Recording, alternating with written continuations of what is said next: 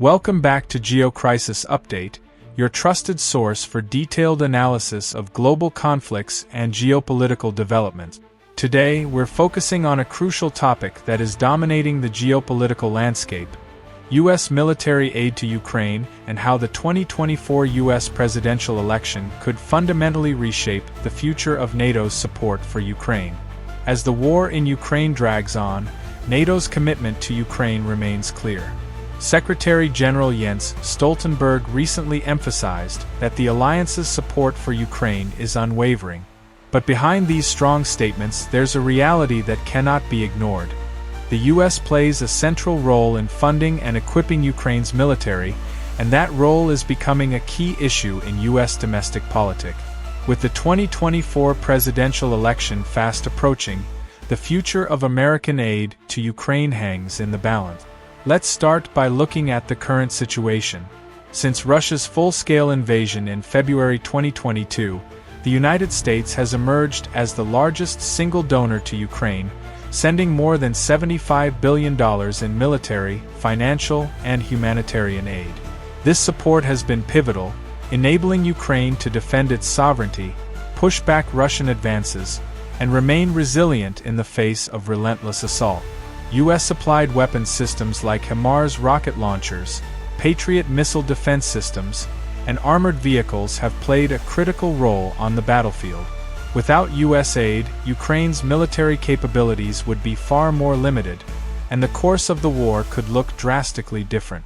But this support has not come without controversy. As the war stretches into its second year, political divisions in Washington have become more pronounced.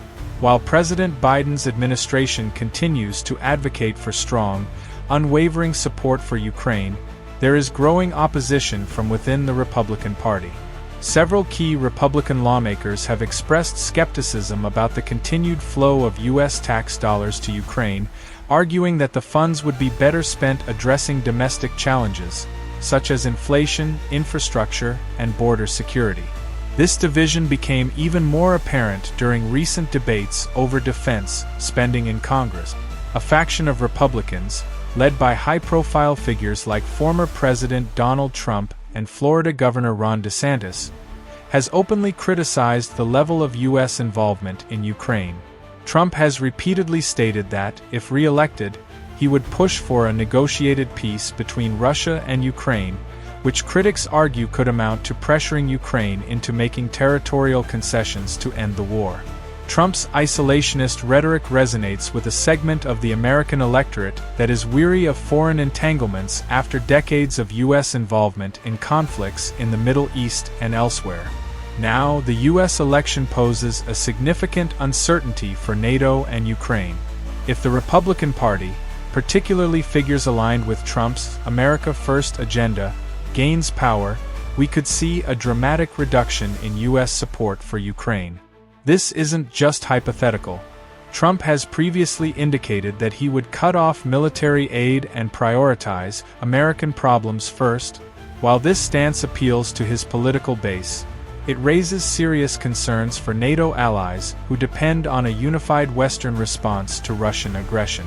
A change in U.S. policy would not only affect Ukraine's military prospects, but could also have broader geopolitical consequences. For NATO, the question becomes, what happens if the U.S. pulls back? Can Europe step up to fill the gap? And what would a reduction in American leadership mean for the balance of power in Eastern Europe? It's important to understand that NATO is not just a military alliance.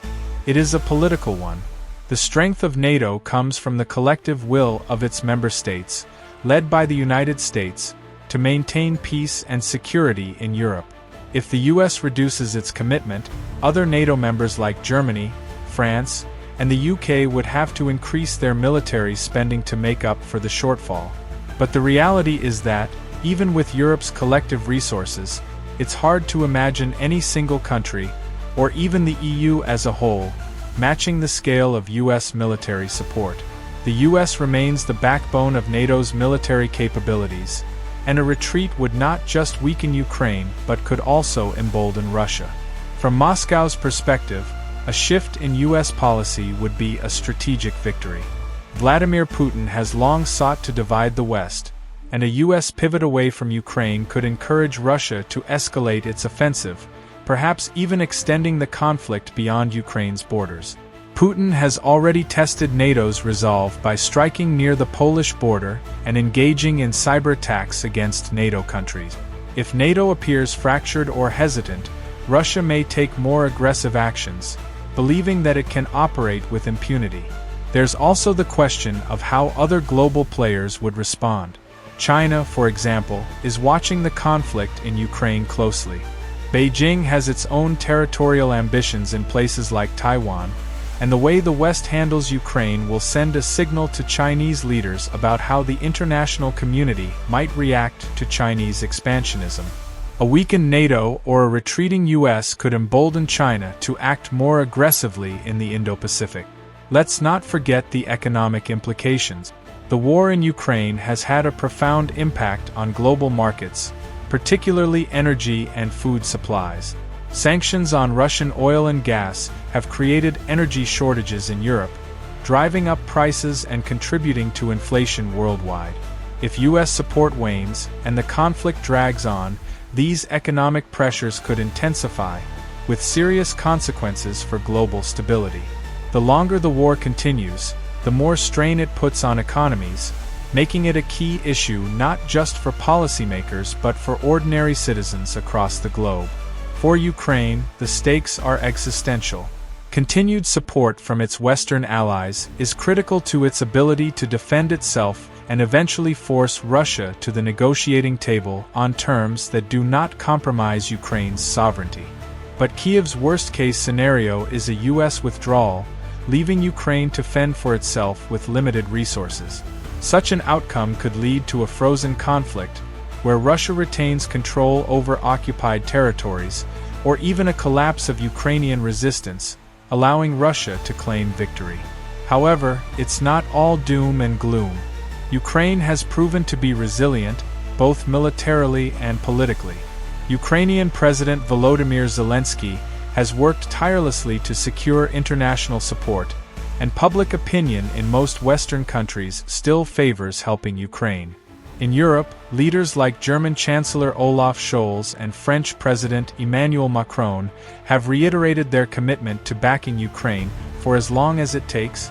Even in the US, polls suggest that a majority of Americans support aiding Ukraine, though this support has softened over time. So, what can we expect moving forward? Much depends on the outcome of the US presidential election. If President Biden or another pro-Ukraine candidate wins, we are likely to see continued U.S. support, albeit with growing scrutiny over spending and the war's progress. If a Republican candidate like Donald Trump wins, we could see a sharp pivot toward disengagement, which would have profound consequences not just for Ukraine, but for NATO and global security. In the coming months, we'll be keeping a close eye on political developments in Washington and how they intersect with the war in Ukraine. The future of this conflict, and potentially the future of Europe, could be determined by the decisions made in the halls of Congress and the White House. It's a critical moment in history, and we'll be here to break it all down for you. Thanks for watching GeoCrisis Update. If you found this analysis insightful, don't forget to like this video, subscribe to the channel, and hit the notification bell so you can stay informed on the latest developments in global conflicts and geopolitics. As always, stay aware, stay informed, and we'll see you next time.